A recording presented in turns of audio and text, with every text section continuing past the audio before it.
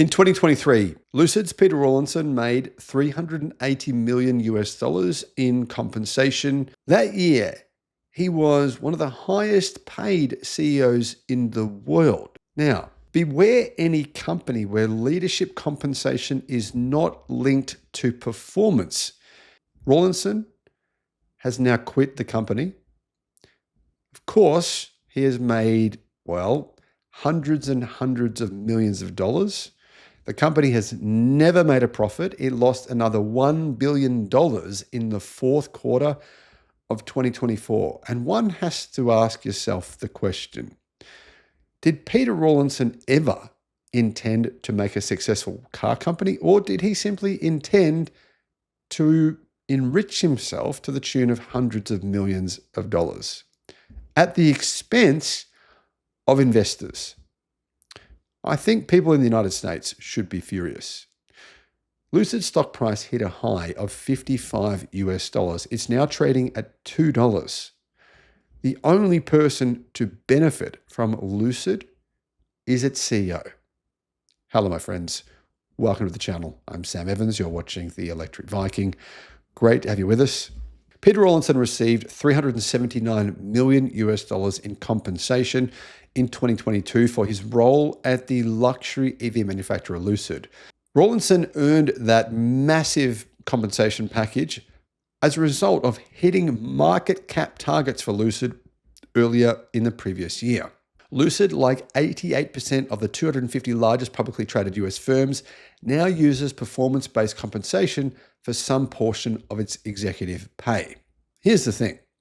While it's true that Lucid did hit that market cap requirement, it only did it for a single day. After that, the stock fell from $55 down to $2 today.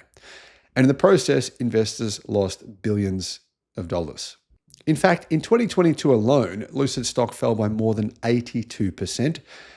And Rawlinson's total compensation package was 11 times higher than the $34 million earned by the second highest paid automotive CEO in the world, GM's Mary Barra, who made a lot more than the third highest paid CEO, who was Jim Farley. And Jim Farley made $18.3 million. Very exclusive event here in Newcastle. Saturday, the 15th of March from 3 to 5 p.m. I'll be speaking here with just a couple of other speakers. Very small event. So you can meet me in person. You can actually have a look at my EV as well, the Xpeng G6. Test that out. I'll put a link in the description below to the event. I believe that the tickets will probably sell out very, very quickly. So if you're from Sydney, from Brisbane, from Newcastle, make sure you click on that link as quickly as possible to get in. I think there's only around 30 tickets left at this point in time. I'll put that link in the description and I'll see you there. If you haven't already heard, Lucid's CEO Peter Rawlinson has resigned from his position at the company, but he will remain with the company as a paid advisor. The company announced this after reporting a net loss of $400 million, which is 378 million euros for the fourth quarter, and a net loss of $2.7 billion, which is 2.57 billion euros for 2024. That's a big loss. The surprise announcement came during Lucid's earnings report after the market closed on February 25. Rawlinson did not participate in the earnings call. Lucid announced that COO Mark Winterhoff has assumed the role of chief executive on an interim basis until another CEO can be found. The automaker, which launched the Air sedan in 2021, has launched a formal CEO search. The new CEO, they say, will help Lucid execute its strategy and prepare for the next chapter. Lucid's share price actually rose by 9% in after-hours trading.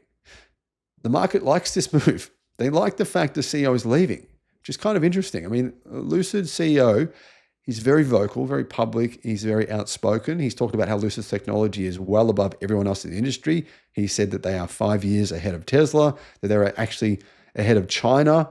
And some of this stuff I think people thought was a bit silly.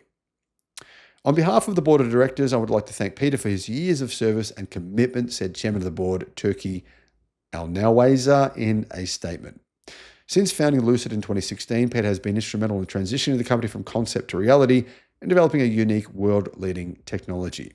However, Whilst Lucid did start out as a Tesla competitor back in 2016, it's worth keeping in mind that Rawlinson actually was the chief engineer of the Model S when work first began on that vehicle.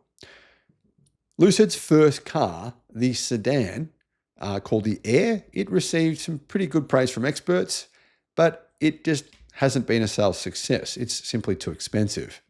The brand, therefore, has been in the red for years, losing billions and billions of dollars.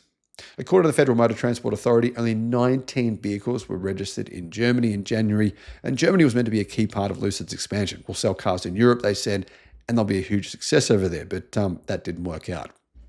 Last year, Lucid actually built 9,000 vehicles and delivered 10,000 to customers. Well, 9,029 to be exact, and they delivered 10,241, meaning they sold less than 1,000 cars per month. Considering the company has now been around for a fair while, most investors thought that that was pretty damn disappointing. Now, interestingly, the CEO said in response to these sales, and in response to a question of why doesn't Lucid sell a cheaper car, he said the market sucks for cheap EVs. Now that we have successfully launched the Lucid Gravity, I've decided it is finally the right time for me to step aside from my roles at Lucid. I'm incredibly proud of the accomplishments the Lucid team have achieved together through my tenure of these past 12 years. 12 years. We grew from a tiny company with a big ambition to a widely recognized technological world leader in sustainable mobility. Now, I don't know about you, but I don't think that Lucid outside of the United States are recognized as a technological leader. I mean, to be honest, most Australians have, I'd say 99% of Australians have never heard of the company. The Chinese think they're irrelevant. They're selling 1,000 cars a month. They're losing insane amounts of money.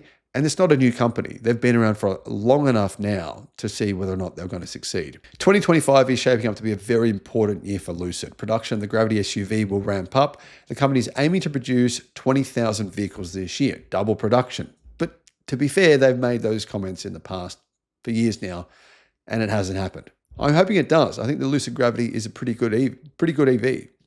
Winterhoff has said, or the new acting CEO,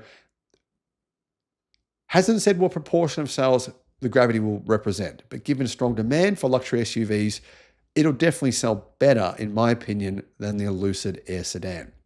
The Lucid SUV has a massive 123 kilowatt hour battery, exactly the same size as the battery in the Tesla Cybertruck, which will give it a range of 450 miles. That's 724 kilometers. It also has extremely impressive 926 volt electrical architecture that supports DC fast charging up to 400 kilowatt. But it isn't cheap, it's expensive. And the market for expensive vehicles around this price, $85,000 plus, it's not that big. Now, I hope it succeeds and I hope Lucid succeeds. But considering how things have been going for the company, I believe it's only a matter of time before they run out of money. The only question is, will the Saudi Arabian Sovereign Wealth Fund continue to bankroll the company? Or will they eventually decide the losses are too much even for them? I don't know. What are your thoughts? Let me know what you think in the comments.